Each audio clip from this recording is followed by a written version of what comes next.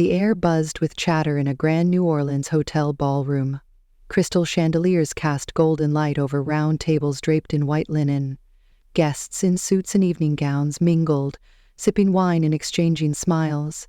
It was a charity gala hosted by the Sullivan Foundation, a night to raise funds for a free hospital in the city's poorest district.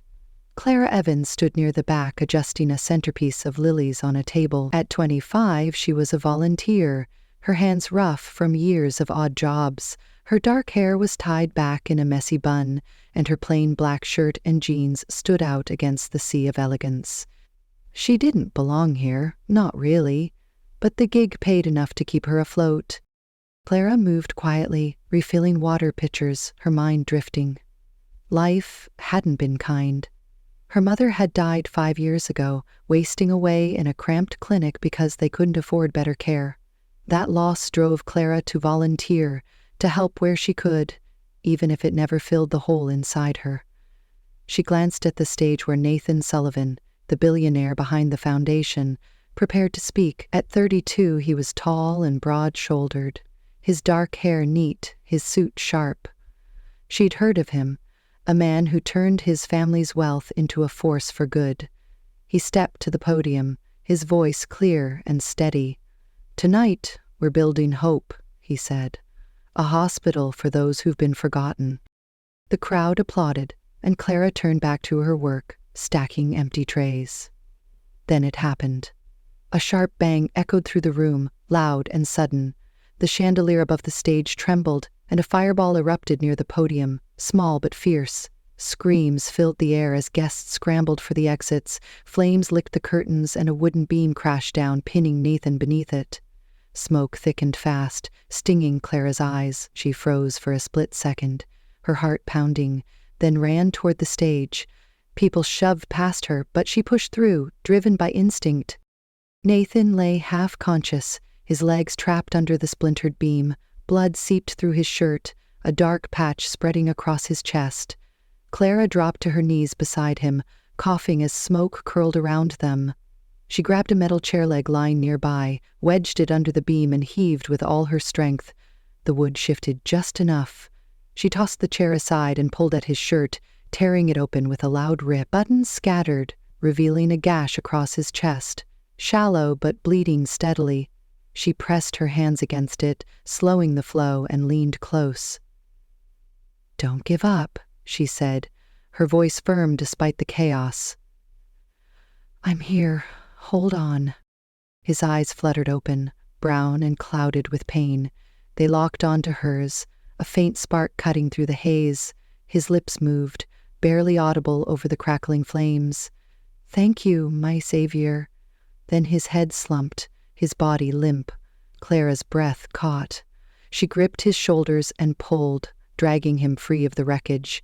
Her arms burned with the effort, but she didn't stop. She hauled him to a corner near the wall, away from the spreading fire, and checked his pulse. It was weak but steady. She shouted into the smoke, "Help! Over here!" Her voice cracked, raw from the heat. Sirens wailed outside, and within minutes firefighters burst through the doors. Their boots thudded against the polished floor as they fanned out, hoses blasting water. 2 paramedics reached Clara, pulling her back as they took over. She stumbled to her feet, her hands stained with Nathan's blood, watching as they lifted him onto a stretcher. One strapped an oxygen mask over his face, while another pressed gauze to his chest. "He's alive," a medic called, rushing him toward the ambulance waiting outside. Clara stood there, her chest heaving as the vehicle sped off, red lights flashing through the night. The ballroom emptied, leaving Clara alone with the wreckage. Water from the hoses pooled at her feet, mixing with ash. She wiped her hands on her jeans, the blood smearing into faint streaks. Her knees shook, but she forced herself to walk out, past the flashing cameras and stunned guests. She didn't know his name, didn't know if he'd make it. All she knew was she'd acted like she always did when someone needed her. On the bus ride home, his words echoed in her ears. "Thank you, my savior." They were faint, almost lost in the roar of the fire, but they stuck. She didn't feel like a savior. She felt tired, hollow, like someone who kept running into the flames even when they burned her. Across town, Nathan lay in a hospital bed, surrounded by white walls and steady beeps. Machines tracked his pulse, a slow rhythm that proved he'd survived. He didn't know it yet, but the woman who'd torn his shirt and pulled him from the fire had changed everything. His chest ached, bandaged tight, and his mind drifted in a fog. Her face lingered there, those fierce eyes peering through the smoke. He didn't know who she was, didn't know where she'd gone, but one thought pierced the haze. He had to find her. Morning broke over New Orleans, gray and humid. Clara woke in her tiny apartment, the sound of traffic filtering through a cracked window. Her muscles ached from the night before, her shirt still faintly smoky. She pulled on a fresh one and headed to the community center where she volunteered, ready to stack boxes and serve meals. She tried to push the man from her thoughts, telling herself he was just another life she'd touched and left behind, but something lingered, a pull she couldn't name. Their story didn't feel over. At the same time, Nathan opened his eyes in the hospital. Sunlight slanted through the blinds, warming his bruised face. His chest throbbed with every breath, a reminder of the explosion, but he was alive. He shifted, seeing his assistant Lauren by his bedside, her tablet glowing with updates. "You're awake," she said, her voice soft with relief. "We were scared." Nathan cleared his throat, hoarse. "What happened?" Lauren explained. A small blast at the gala, likely from a device near the stage. A woman had pulled him out, saved him. "She got you clear," Lauren said. "If she hadn't, you'd be gone." Nathan sat up, wincing as pain shot through his ribs. "Who was she?" Lauren shook her head. "No one got her name. She vanished after the fire crew arrived." He closed his eyes, picturing her face, those eyes burning with resolve. "Find her," he said, his tone sharp despite the strain. "I need to thank her." Lauren nodded, tapping her tablet. "I'll check the volunteer list. We'll track her down." Nathan leaned back, his mind racing. He didn't know why she mattered so much, why her voice cut through the haze. "Thank you, my savior." He'd said it without thinking, but it felt true. Whoever she was, she'd given him a second chance. He wasn't letting her slip away. Clara spent her day at the center, hauling crates of canned goods and pouring soup into bowls. She moved on autopilot, her hands busy but her mind elsewhere. She wondered if the man had survived, if he'd remember her hands on his chest. Probably not, she thought. People didn't dwell on the ones who pulled them through, only the fear they'd escaped. As she wiped down a table, a coworker approached, holding a note. "This came for you," they said. Clara took it, her pulse quickening. She unfolded the paper, revealing a short message. "Thank you for saving me. Meet me at Café du Monde, 6 p.m. tomorrow." A single white flower was tucked inside, its petals soft against her fingers. She stared at it, unsure what to feel. Who was he? And why did he want to see her again? Clara stood in her small apartment, the note crumpled in her hand. The white flower rested on her chipped kitchen table, its petals catching the dim light. The words replayed in her mind. "Thank you for saving me. Meet me at Café du Monde, 6 p.m. tomorrow." She glanced at the clock. It was already past noon. She didn't know who he was or why he'd sought her out, but the flower stirred something inside her. People didn't thank her like this, not with notes and invitations. At the community center, gratitude came in quick nods or tired smiles, never anything so deliberate. She ran a hand through her hair, doubt creeping in. Café du Monde was a bustling spot, famous for its beignets and coffee, not the kind of place she frequented on her budget. Her clothes were simple, faded jeans, worn sneakers, a few threadbare shirts. She pulled a gray sweater from her closet, the least shabby thing she owned. It would have to do. She folded the note and slipped it into her pocket, unsure why she cared. Maybe it was the mystery, maybe it was the chance to know he'd survived. As she locked her door, she told herself it didn't matter. She'd hear him out, then walk away. Across town, Nathan sat in his hospital room, adjusting the sling around his arm. His chest was bandaged, but the doctors had cleared him to leave tomorrow. Lauren stood nearby, scrolling through her tablet. "You sure about this?" she asked, her voice edged with concern. Nathan nodded, his jaw set. "She saved my life. I owe her more than a thank you." Lauren sighed, tapping the screen. "Her name's Clara Evans, volunteer at the gala, works at a community center downtown. No family listed, keeps a low profile." Nathan absorbed the details, picturing her face through the smoke. Clara. It fit her, quiet but fierce. He'd overheard something in the hospital that nagged at him. A nurse had mentioned a call about faulty wiring at the venue, but the fire crew found traces of an explosive. It wasn't an accident. Someone had set it up, and he had a guess who.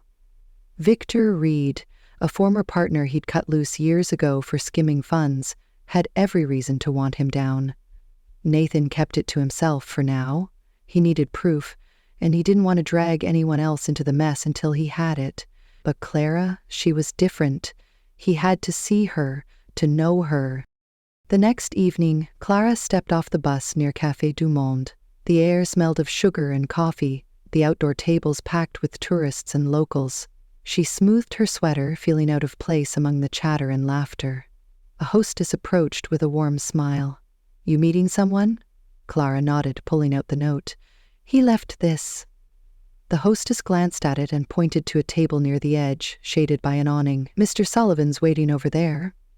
"Sullivan?" The name clicked and her stomach flipped. The billionaire from the gala. She walked over, her steps slow. He stood as she neared, taller than she remembered, his dark hair slightly mussed. He wore a simple jacket over a t-shirt, the sling on his arm a stark reminder of that night. His face was bruised, but his eyes were sharp, locking onto hers. "You're her," he said, his voice low and steady. "The one who pulled me out?" Clara nodded, her throat tight. "I'm glad you're okay. I didn't expect this." He gestured to the chair across from him. "Please, sit. I'm Nathan Sullivan." She sat, folding her hands in her lap. Nathan settled back, studying her. Up close, he had a quiet strength, a man used to leading but marked by something heavier. She waited, sensing he had more to say. "First," he began, leaning forward, "thank you. The doctors said I'd have bled out or suffocated if you hadn't moved fast. You didn't have to, but you did." Clara shifted, uneasy with the praise. "Anyone would have done it. I just happened to be there." He shook his head. "No, not anyone. You." She looked at him, waiting for the rest. Nathan took a breath, his gaze steady. "I run the Sullivan Foundation. My mother started it before she passed. She wanted to help people who couldn't help themselves. That night was about a free hospital, a place for the forgotten. You made sure it didn't end in flames." He paused, his voice softening. "I've been thinking about you since. I want you to join me, work on the hospital with me, not just as a volunteer, but as part of it. Your courage, I need that." Clara blinked, caught off guard. This wasn't a thank you, it was an offer. "Well, me?" she asked, her tone sharp. "You don't even know me." Nathan smiled faintly, a crack in his polished front. "I know you ran into a fire to save a stranger. I know you didn't stick around for credit. My mother believed in people like you, people who act because it's right. I do too." Clara looked down, her fingers tracing the edge of the table. She didn't feel special. She felt worn, stretched thin by years of scraping by. But his words hit something, a spark she hadn't felt since losing her mom. "What's it involved?" she asked, testing him. "The hospital's half built," he said. "We're finishing it in 3 months. I need someone who understands why it matters. Someone who'll fight for it. Meetings, site visits, whatever it takes. You'd be paid more than volunteering." Clara's chest tightened. Her mother had died waiting for care a place like that could have given. She'd dreamed of helping, but this was bigger than she'd imagined. "How big is it?" she pressed. 50 beds, he said. ER, pediatric wing, all free. We start where the need's greatest." She studied him, searching for a catch. "Why not hire someone with experience?" He met her eyes, unflinching. Experience doesn't pull a man from a fire, you do. She bit her lip, weighing it. It was wild, stepping into a world so far from hers, but the hospital, her mother's dream, it pulled at her. Okay, she said at last, her voice firm. I'll do it. But not for the money, for the people who need it. Nathan nodded, relief flashing in his eyes. That's enough for me.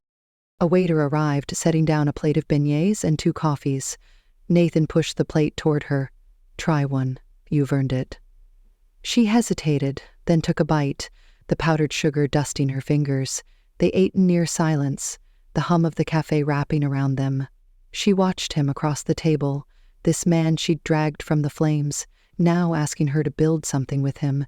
He was rich, polished, but there was a weight in his eyes, a loneliness she knew too well. She pushed it aside. This was about the hospital, not him. When they finished, Nathan stood, offering to drive her home. She shook her head. Buzz is fine. I'll see you soon? He nodded. Tomorrow. We'll start at the site. She tucked the flower into her pocket and left, the city buzzing around her. On the ride home, she stared out the window, the note warm against her leg. She'd saved him once, and now she was saving something else, something huge. But as she traced the flower's edge, a quiet voice wondered, what if this changed her, too? The next morning, Clara stood outside her apartment, clutching a worn backpack. A black SUV pulled up, and Nathan stepped out, his arm still in a sling but his posture steady. He wore a simple jacket over jeans, less polished than the gala but no less commanding. Ready? He asked, his voice calm. Clara nodded, her stomach twisting. She wasn't just starting a job. She was stepping into something bigger than herself. Let's do this, she said, climbing into the passenger seat. Nathan drove, the city sliding past in a blur of brick and neon. They didn't talk much, the hum of the engine filling the quiet. The hospital site sat on the edge of New Orleans, a skeleton of concrete and steel rising from the dirt. Workers in hard hats moved around, their shouts mixing with the clang of machinery. Nathan parked near a trailer office and handed Clara a clipboard. We're checking progress today, he said. Foundation's done? Walls are next. She followed him out, her sneakers crunching on gravel. He led her through the site, pointing out the layout. ER goes here, he said, gesturing to a wide space. Pediatric wing over there. 50 beds total. Clara scribbled notes, picturing it filled with people. No one turned away. They stopped at a half-built wall, and Nathan leaned against it, wincing slightly. You okay? She asked, her eyes on his sling. He nodded. Bruises mostly. I'll live. She hesitated, then asked, Why this? A hospital? He looked out at the site, his voice low. My mom died of a heart condition. Doctors caught it late. Couldn't do much. She wanted a place where that wouldn't happen, where money didn't decide who lived. Clara's chest tightened. Mine too, she said, softer than she meant. No beds, no cash. She didn't make it.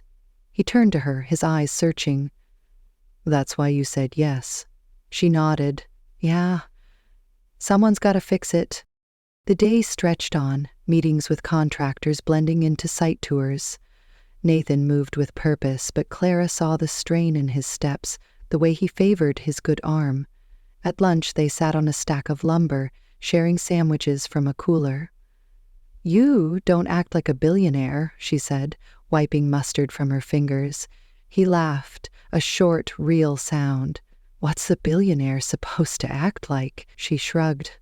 Fancy cars, private jets, not eating ham on plywood. He grinned. I've got the cars, just don't need them here. That evening, he drove her to his office downtown, a sleek building with glass walls. Inside, he pulled a box from a shelf, dusting it off. This was hers, he said, opening it to reveal a silver necklace with courage etched on a small pendant. My mom's. She wore it through everything. He handed it to Clara. It's yours now. She held it, the metal cool in her palm. I can't take this, she said. He shook his head. You've earned it. Twice over. She slipped it on, the word resting against her skin. It felt heavy, like a promise she hadn't asked for. Weeks passed and they settled into a rhythm. Clara joined him at planning sessions, met donors, walked the site. She spoke up when workers cut corners, her voice firm. Nathan listened, nodding as she pointed out flaws in schedules or budgets. "You're good at this," he said one afternoon, watching her argue with a supplier over delayed steel. She shrugged. "I fought for less." He smiled, a quiet pride in his eyes. They ate dinner together some nights, takeout boxes spread across his office desk. She told him about her mom's laugh. He shared his mom's stubborn streak. The space between them shrank, filled with something neither named. One night, Nathan got a call about missing materials at the site. "We need to check it," he said, grabbing his keys. Clara followed, the sky dark and thick with clouds. They arrived after hours, the site silent except for the hum of distant traffic. Flashlights in hand, they walked the perimeter, checking stacks of concrete blocks. "Something's off," Nathan muttered, counting crates. "We're short again." Clara frowned, shining her light into a corner. "Over here," she called, spotting footprints in the mud. Before they could move, a shadow lunged from behind a pile of rebar. A man in a hood swung a knife, aiming for Nathan. Clara shouted, shoving him aside. The blade grazed his shoulder, tearing through his jacket. He stumbled, blood seeping into the fabric. Clara grabbed a loose pipe and swung it hard, hitting the attacker's arm. The man yelped, dropping the knife, and bolted into the dark. She turned to Nathan, her hands shaking. "You're hurt," she said, pulling him to his feet. He winced, clutching his shoulder. "I'll be fine. Get me to the car." She helped him sit against a crate, then tore her jacket open, ripping the sleeve free. She pressed it to his shoulder, tying it tight to stop the bleeding. "Hold still," she said, her voice steady despite her racing pulse. "We're not losing you tonight." He looked at her, his breath ragged. "You're something else," he said, a faint smile breaking through the pain. She ignored it, focusing on the makeshift bandage. "Save the compliments. We need a hospital." She pulled him up, supporting his weight as they staggered to the SUV. In the car, she drove fast, her knuckles white on the wheel. Nathan leaned back, his eyes half closed. "That wasn't random," he said, his voice low. "Someone's after me." Clara glanced at him, her jaw tight. "Who?" He took a breath, wincing. "Victor Reed, old partner. I cut him loose years ago, cost him $10 million on a deal. He's hated me since." She kept her eyes on the road, processing it. "Why now?" He shook his head. "The hospital, maybe. It's big, public. Hurts his ego if I pull it off." They reached an ER, and Clara rushed him inside. Doctors took over, stitching his shoulder as she paced the waiting room. Her jacket sleeve was gone, her hands stained with his blood again. She sank into a chair, the necklace cold against her chest. Courage. She'd needed it tonight, more than she'd thought. An hour later, a nurse waved her in. Nathan sat on a bed, his arm bandaged, his face pale but alert. "You didn't have to do that," he said. She crossed her arms. "Yeah, I did. You're no good to anyone dead." He looked at her, his gaze steady. "I should have told you sooner about Victor. I didn't want you caught up in it." She frowned. "Too late for that. What's he want?" Nathan rubbed his neck. "To ruin me. The explosion wasn't an accident. I heard a call in the hospital. Something about a device. Tonight proves it." Clara's stomach dropped. "You're sure?" He nodded. "I'll handle it. But I need you with me. The hospital, it's ours now." She met his eyes, torn. "I'm in," she said. "But no more secrets." He nodded, a weight lifting from his shoulders. "No more." She sat beside him, the room quiet except for the hum of machines. She didn't know when it had happened, when he'd become more than a job, a cause. But as she watched him, bruised and stubborn, she felt it. A pull, a thread tying them together. Outside, the city slept, unaware of the danger creeping closer. Victor was out there, and they'd face him together. But for now, it was just them, two people who'd found each other in the fire, holding on through the dark. The hospital project neared completion, its white walls gleaming under the New Orleans sun. Clara walked the site with Nathan, a clipboard in her hand, ticking off final tasks.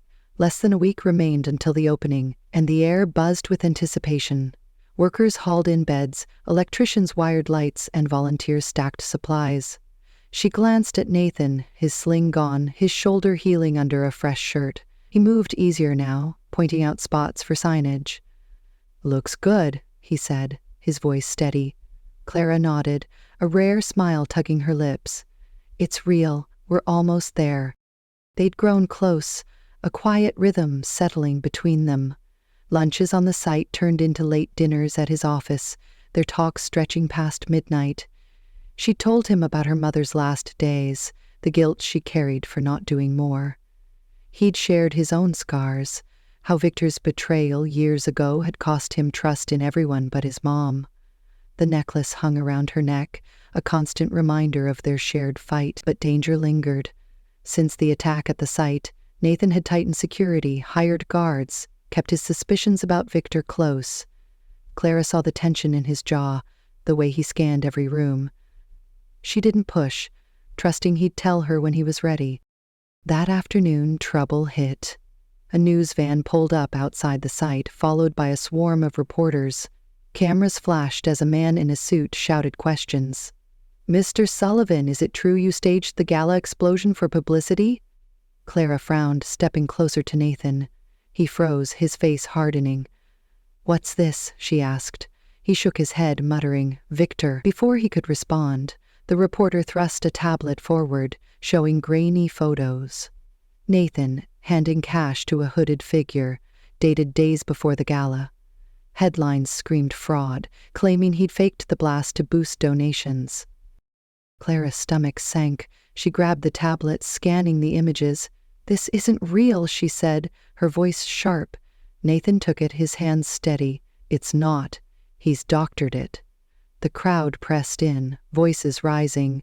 "Step back," Clara snapped, planting herself between Nathan and the cameras. "He's built this hospital for people who need it. You've got no proof." A reporter smirked. "Photos don't lie," she glared. "They do when they're fake." Nathan touched her arm, his voice low. "Let me handle it." He faced the crowd, calm but firm. "These are lies. The foundation's clean. We'll prove it." The reporters dispersed, but the damage lingered. Online, the story spread. Donors pulling back, whispers of scandal growing loud. Clara followed Nathan to his office, her mind racing. "Victor's behind this," he said, pacing. "He's got the cash to fake anything, hire hackers, whatever it takes." She crossed her arms. "Why now?" He stopped, meeting her eyes.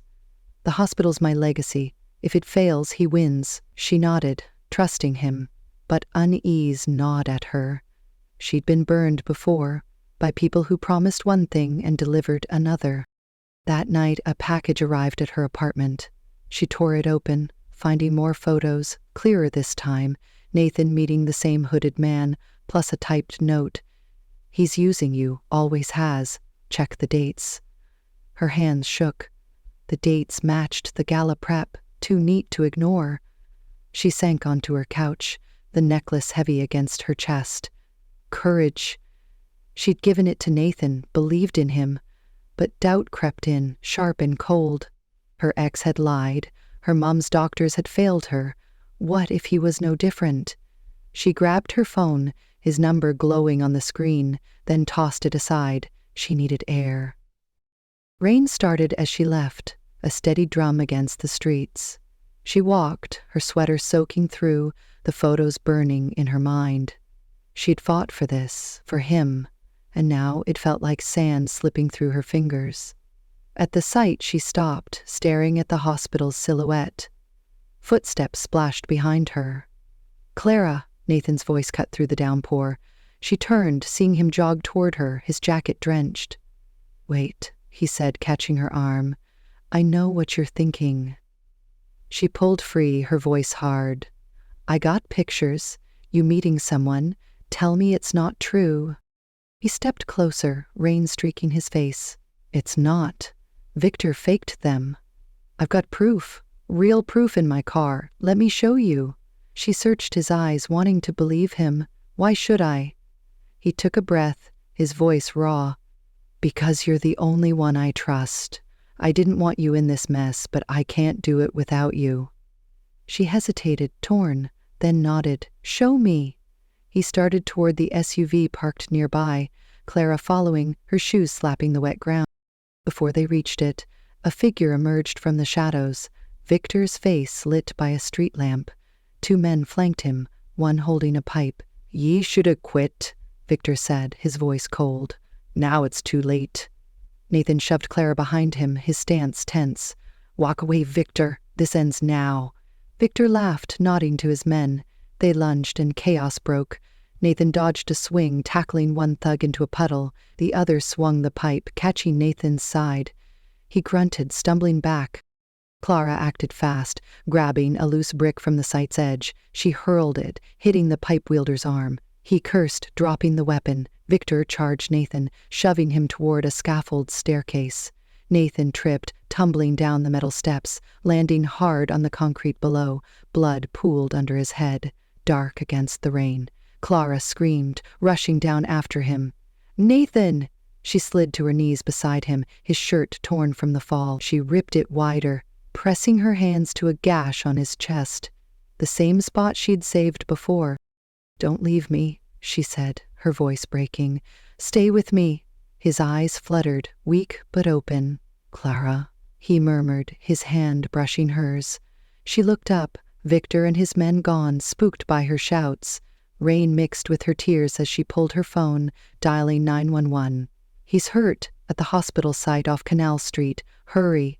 Her hand stayed on his chest, blood seeping through her fingers. Headlights flashed as Lauren's car screeched up, summoned by a frantic call Nathan had made earlier. "Get help!" Clara yelled.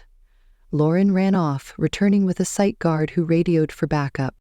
Paramedics arrived, lifting Nathan onto a stretcher.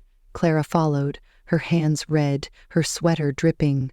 At the hospital, she paced the waiting room, the necklace swinging against her collarbone. Lauren sat nearby, her face pale. "He'll make it," she said. "He's tough." Clara nodded, but fear choked her. She'd walked away, let doubt win, and now he was bleeding because of it. If he didn't pull through, she'd carry that forever. Hours dragged, her shoes squeaking on the tile. Finally, a doctor emerged, peeling off gloves. "He's stable. Concussion, cracked ribs, shallow cuts. He'll recover." Relief hit her, her legs buckling. "Can I see him?" The doctor nodded. "He's asking for you."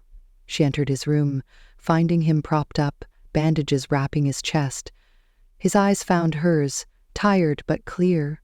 "You're here," he said, a faint smile forming. She sat beside him, taking his hand. "I'm sorry," she whispered. "I should have trusted you." He shook his head, wincing. "I should have told you everything. The explosion, Victor, all of it." She squeezed his hand, tears falling. "What happened?" He took a shaky breath. "He rigged the gala, wanted me disgraced. Tonight was his last shot. I was coming to show you the real proof, recordings from a contractor he bribed. They're in the car." Clara's jaw tightened. "He's done." Nathan nodded. "We'll get him, but you're why I'm still here." She leaned closer, her voice soft. "I thought I'd lost you." "Don't scare me like that again." He smiled, weak but real. "Promise." She stayed, holding his hand as rain tapped the window. Victor's lies had torn them apart, but her choice to turn back had saved him. The truth was out, and they'd face it together. For now she watched him breathe, alive and hers, in a way she hadn't expected. The hospital room was still, the steady beep of machines a quiet backdrop. Clara sat by Nathan's bedside, her hand resting over his. His chest rose and fell, the bandages stark against his skin. Rain had slowed to a drizzle outside, streaking the window with faint lines. She hadn't moved since the doctor stitched him up, her sweater still damp from the night's chaos. The necklace hung around her neck, its courage pendant cool against her collarbone. She watched him, his face bruised but calm, and felt a shift inside her. She'd almost lost him, and that fear lingered, sharp and real. Nathan stirred, his eyes blinking open. He turned his head, finding her in the soft light. "You're still here," he said, his voice rough but warm. Clara nodded, a small smile breaking through her weariness. Told you I wasn't leaving. He shifted, wincing as he reached for her hand. His fingers brushed hers, weak but sure. Good, he said. I'd have chased you again. She laughed, soft and shaky, then squeezed his hand. No more chasing, you're staying put. His eyes held hers, a flicker of relief cutting through the pain. Deal. Lauren stepped in, her coat folded over her arm. He's awake, she said, relief softening her voice. About time, Nathan grinned faintly. Can't keep me down.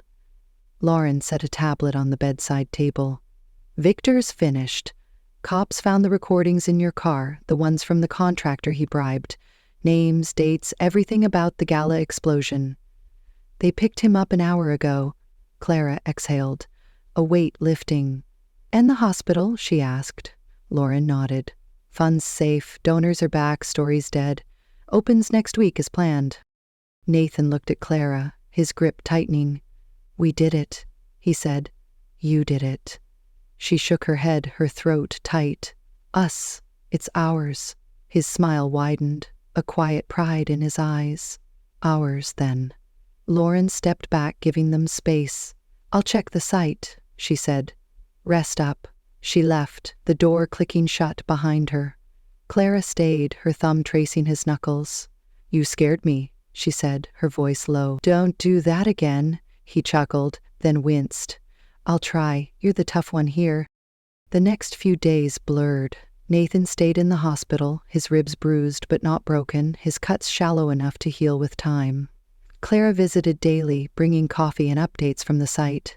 She'd found a phone dropped by one of Victor's men that night, its call log linking straight to him.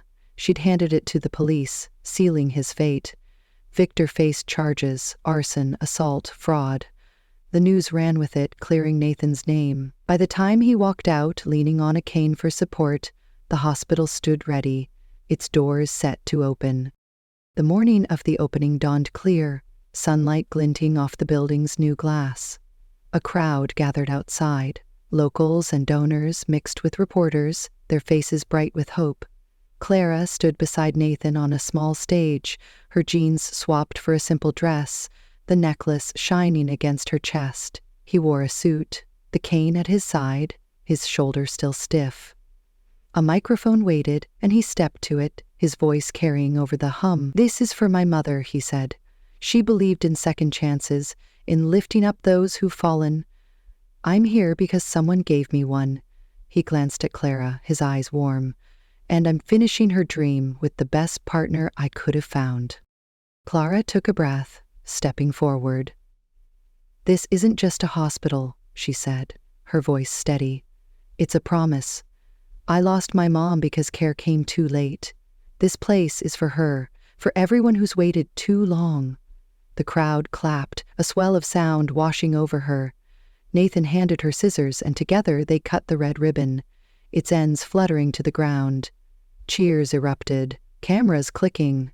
She looked at him, his smile matching hers, and felt it. They'd built this, side by side.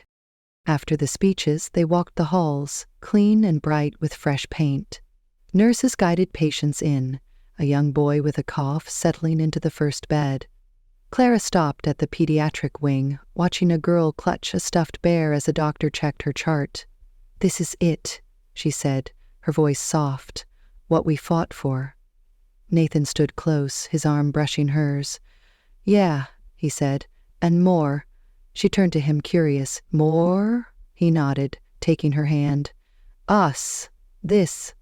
Whatever's next. They stepped outside, the city stretching before them. The air was warm, the rain gone, a faint breeze carrying the scent of magnolias. Clara leaned against him, her head resting on his shoulder. I used to think I'd always be alone, she said. After my mom, I didn't trust much, but you changed that. He tilted her face up, his eyes searching hers. You changed me first. That night in the fire, you gave me something to hold on to. She smiled, unguarded, and kissed him, gentle but certain. The world faded, leaving just them, standing in the light of what they'd made. Weeks later, Nathan moved back to his mansion, and Clara stayed over more nights than not. They planned the hospital's next steps over breakfast, papers spread across his kitchen table. Victor's trial loomed, but it felt distant, a shadow they'd outrun. The foundation grew, new projects sprouting in its wake. Clara took a bigger role, her voice shaping what came next. One evening, they drove to the site, now alive with patients and staff. She wore the necklace, its pendant catching the sunset. "Happy?" he asked, parking near the entrance. She nodded, her hand on his. "More than I thought possible." He led her inside, past the bustling ER to a quiet corner. A plaque hung on the wall, engraved with Evans Sullivan Wing in bold letters. She stared, her breath catching. "What's this?" He smiled, a little sheepish. "A thank you. Couldn't have done it without you." She traced the words, tears welling up. "You didn't have to." He pulled her close, his voice low. "Yeah, I did. You're my partner, Clara. In this, in everything." She hugged him, her cheek against his chest, feeling his heartbeat steady and strong. They walked back to the car, hand in hand, the hospital glowing behind them. "Where now?" she asked, sliding into the passenger seat. He started the engine, his eyes on her. "Wherever you want. We've got time." She laughed, light and free. "Let's start with dinner, then we'll see." He nodded, pulling onto the road. The city hummed around them, alive and theirs. Months passed, and they settled into something real. The hospital thrived, its doors open to anyone in need. Clara kept volunteering at the community center, bridging her old life with the new. Nathan scaled back his hours, trusting his team to carry the foundation forward. One night, they sat on his porch, stars dotting the sky. "I used to think wealth was all I had," he said, his arm around her. "But you showed me it's nothing without this." She leaned into him, her voice soft. "I found home with you. That's enough." They stayed there, the quiet wrapping them tight. The fire had brought them together. Danger had tested them, but love had held. The hospital stood as proof, a dream shared in one. And as the night deepened, they knew, whatever came next, they'd face it as one.